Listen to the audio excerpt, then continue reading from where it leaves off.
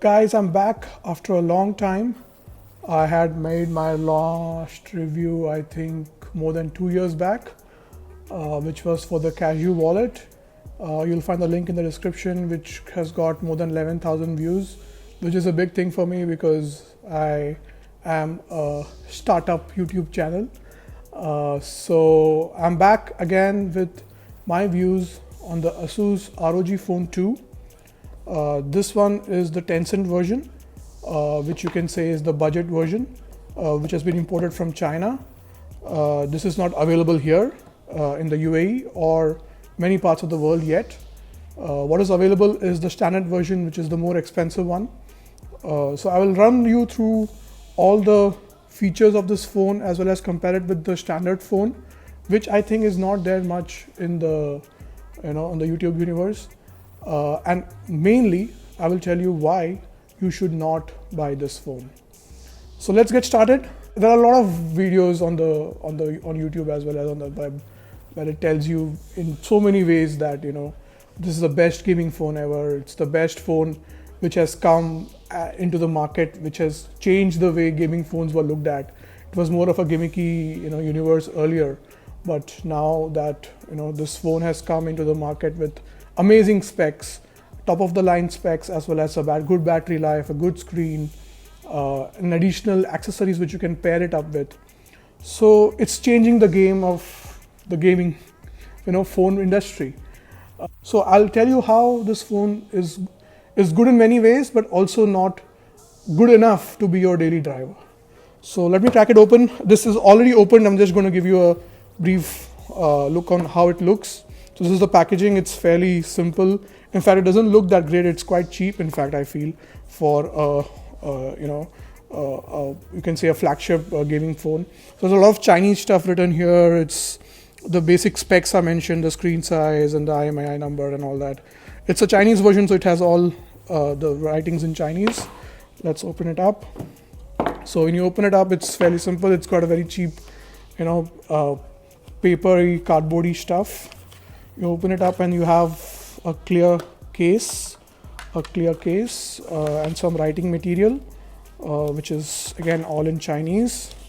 I don't think there's anything English in this. Yeah, so it's all in Chinese. Let's get rid of this. This is the phone itself. Let's keep it aside. What else do we have? I actually know what is there in the box because I've already opened it. Okay, so it has got just a charger. This is just again very, very cheap cardboardy stuff. It doesn't have any premium look to it, and it's supposed to be like that, I guess, because it is a lower budget version of the ROG phone. Let's keep this aside, all this aside. The charger is fairly simple. Again, it's a quick charge, but not the fast charge, hyper charge, which they call. Let's keep this aside as well. So the phone, now it's when you hold the phone in your hand, you actually feel the quality, the build quality. It's very nice. I'll just power it up. I think, yeah. So it says Republic of Gamers, GTX, DSX Ultra. Let's just get switched on. This is the clear case which comes with this phone, which is again very low quality, but I just heard that shing noise. Okay, so fine.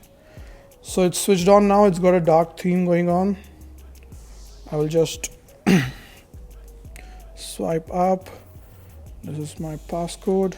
Yeah, okay, so it's switching on now.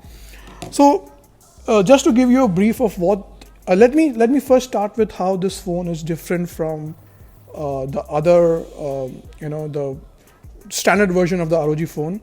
It's very, many people don't know, or maybe they get confused that, they don't even know that there are two versions of this phone. Most of them feel that it's the high-end, phone which will be, and for most part, it doesn't actually make a difference because most of the guys over the world will be getting the standard version, which will be the more powerful and more expensive one. But in certain developing markets, they are making both. They're launching both the versions. So the Tencent version is actually co-branded with Tencent, which is a Chinese company which makes PUBG. So there's a Tencent branding here. If you see, Then you have a standard glass back with a metal frame here, 2 cameras, flash, and then here you have the volume rocker and the power button. And on this side there is nothing actually. This is the dock which you have for the charging cable and to put the accessories. And you have the charging, again a USB 3 charging here, sorry, USB-C charging here, as well as the headphone jack. It's got an in-display fingerprint sensor, which is quite nice. It has got a very good screen. It's 120 Hertz, but frankly, let's come to that. I mean, I'll talk about it later. It's a nice phone. It's obviously huge. The footprint is good. It's got bezels on top and bottom. It has a proper forehead and a proper chin. So that's the reason why it looks bigger than the normal flagship phones. It feels good to hold in hand. It's got a weight to it. It's built well. You feel good when you hold it. No doubt about all that. To run by the specs, I mean, we know, you must be knowing the specs anyway. It's got a Snapdragon 855 Plus, which is the overclocked version of the processor. It's got a 6,000 milliamp hour battery, which is very good. This one has got 8 GB RAM and 128 GB of internal storage, which cannot be expanded. And it's basic for a gaming phone. It's very nice. It's got a very good screen, a good display, OLED screen, obviously. 120 Hertz display, which can be adjusted to 60 or 90. It's good, and it's also got these air triggers here, which can be used when you're playing a game. You hold the phone like this, you can use this to map whichever part of the screen you want to touch. So that is nice as well. Let's look at the differences between the Tencent version of the phone and the standard version of the phone. So the first difference is the RAM. The standard version has got 12 GB of RAM, whereas this one has got only 8 GB RAM. The storage size, again, this is only 128 GB standard, whereas you get that in 512 GB, as well as you can go up to 1 terabyte. You have a 30 watt quick charger, hypercharger on the standard version, whereas this one gets only a 18 watt fast charge, which I think is good enough. But since it's a 6,000 milliamp hour battery, you need a better, faster charging, because it will take that much more time. Then you get a cooling fan along with the phone itself in the box in the standard version, whereas this one doesn't have that. This one has just, as you saw, there's nothing in fact for cooling. It's just the vents which are here, which can be used. You can purchase a cooling fan separately, but this one doesn't have a standard cooling fan. Then you have the standard version has actually got a full glass back, whereas this one is glass and metal. You can see this part of the phone actually is just metal, whereas this is glass. So that's a difference. It looks more premium, I guess, in the standard version, whereas this one is not. Then you get the Aero active case in the standard version, whereas you get only this cheap quality standard clear case. So the Aero active case actually it looks much better. It goes well with the phone, and it gives a good amount of protection to the phone as well, whereas this is very standard. Then the next point being, on the standard version, you actually have more LTE bands. So it's more global, it will work more globally. It will work with all the countries. Whereas the Chinese version has got very less bands, which mainly is focused on the China market. But in UAE, I'm getting LTE, there's no problem. I'm sure it will work in many other countries as well. But overall, the number of bands are reduced in the Tencent version, Chinese version that is. And also, one more thing is that you need to install the Google Playstore manually on this phone, because the Chinese version doesn't come with the Google Playstore.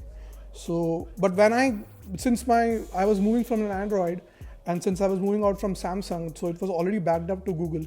So when I put my Google details, it automatically downloaded the Google Play Store. Whereas if you're making it as a new phone, you just need to download it manually. It's very simple. You can go to the ASUS Play Store and do it. It's very simple. It just takes a few seconds.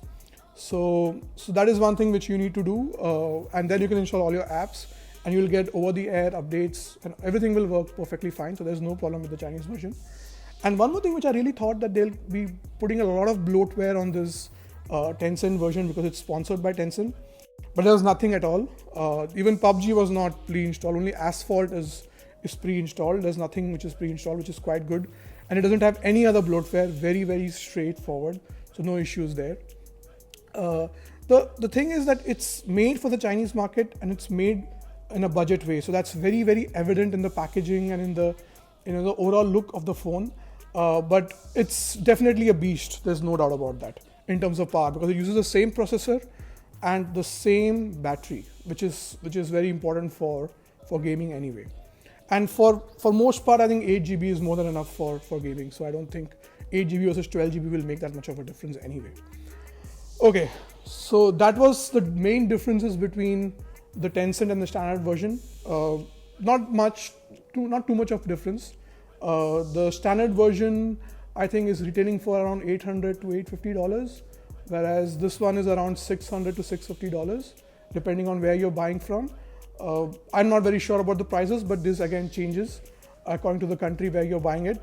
It was launched recently in India as well, officially by ASUS India. I think it was launched 2-3 days back, and the prices you will find it over here. Now I'll tell you why you should not buy this phone. I mean, see, overall, always, I mean, you can say this, that always gaming phones have been termed as gimmicky, because they do not have anything so much extra that you can use it as purely for gaming and make it as a daily driver as well.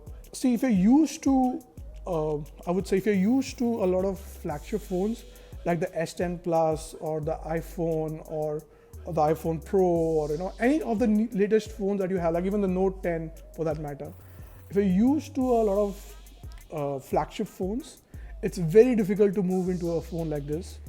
The reason being the camera. The camera is so bad. It is, I mean, I've taken some pictures in low light, I've taken pictures normally as well. I mean, there's daylight difference between this and the other flagships. I mean, you can see in this photo itself, which I'm putting up right now, I mean, this was taken in Palm Jumeirah in Dubai. It's so grainy. It is so bad, even though it says, and it was taken in the dark mode, the night mode, which this phone has.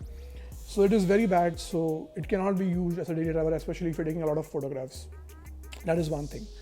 The second thing, which is very important, is that the 120 Hz display, which is a major selling point and a marketing hit point for the promotion of this phone, I really don't find any difference. I mean, I'll just go into, so currently I think it's on 60 Hz, but I'll make it into 120 Hz, and we go back. I mean, yeah, okay, fine. Do you really find a difference when you're scrolling? I don't think so. Most of the games which we have don't support 120 Hz anymore still, so they don't support 120 Hz yet, so I don't know how much it will actually help you. Yes, it is smooth, no doubt, but is it really that much of a game changer? I mean, there are people all over the world, especially YouTubers who are going mad with the 120 Hz display. But frankly, to the naked eye, it doesn't look any different than a 60 Hz. I mean, maybe I'm wrong, maybe I don't have the eye to see it, but frankly speaking, I don't find any difference between this and the normal iPhone. So it's made to 120 Hz now, but I cannot find any difference in this. So this is one point which I wanted to make. It feels very heavy actually, and very huge for an average person. Like for a person like me who's like kind of on a well-built side, I mean, you find this phone still okay, but people who are more lanky and more, people who are more active, who travel a lot, for them carrying this phone in the shirt pocket or even in a pant pocket is going to be very difficult. So that is one thing which you need to consider. It is heavy, it's a heavy phone, it's bulky, you need to take care of it. Especially if you put a case on this, it'll become more bulky. Like this is a clear small case, this doesn't add much weight to it, but still it does look big once you put the case on this. So this is one thing again which I want to make, a point which I want to make, which will be important to make a decision. I mean, yes, the speakers are good, there's no doubt about that, but as I was telling you earlier, the camera is really pathetic. They really need to do something about this camera, especially if they want to fight against the flagship phone makers like Samsung, iPhone, Apple, as well as Huawei. They really have to do something about the camera. It's very, very mediocre. The battery life, no doubt, is good. 6,000 milliamp hour battery does show that it can last you easily more than a day, even with gaming. I have played PUBG on this. It's fairly decent. The load times are faster, no doubt, but in terms of actual gameplay, I don't find any difference between this phone and my iPhone or my Samsung S10 Plus. there is absolutely no difference for me, at least, in terms of playing the game. Maybe yes, there are slight differences here and there, but I don't think I will move my phone or change my phone to this phone only for that. So that is what I feel is not too much of a reason for me to move to this phone. The load times are fast, no doubt, because the processor is fast. The RAM management is good, and I mean, it also has an X mode, which we all talk about. It's mentioned in all the reviews. When you put on the X mode, it goes into this kind of a red, different kind of a theme, which makes this phone more, you can say, faster. It becomes more gaming focused. It has this Armory crate which has all your games, and you can go into this console and do all the settings. It shows all the status and the statistics of your phone. I mean, you must have seen this in many videos. I'm not going to go through this in detail. So yeah, as a gaming focused phone, yes, it's not bad. It's just that I feel that it's still not up to the mark when it comes to a flagship phone in terms of performance. ASUS also gives you an option actually to go into a stock Android experience. So when you set up the phone, you can make it stock Android, which I did not do actually. I put up the normal skin, so if it has this. I'm still trying to figure out how I can go back into the stock Android skin, but I'm not able to get that. So I need to do more research on that. If you guys know how to do that, please comment in the section below on how to change it back to stock Android. So yes. One more very important feature which is there on this phone, which many phones nowadays don't have, is FM radio. So you plug in your headphone jack into this, it acts as an antenna, and you can get all your local FM channels.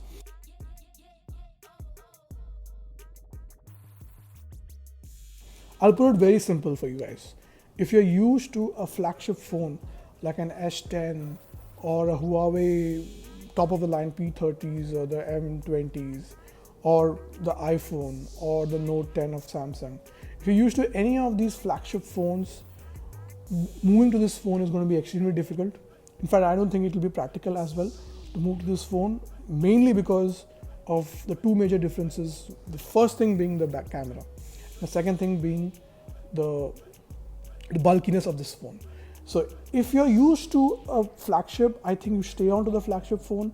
The processor is powerful enough to work for the games that you play generally, mainly Asphalt or PUBG or any of the other multiplayer games. It's good enough for that. The screen is good enough for that.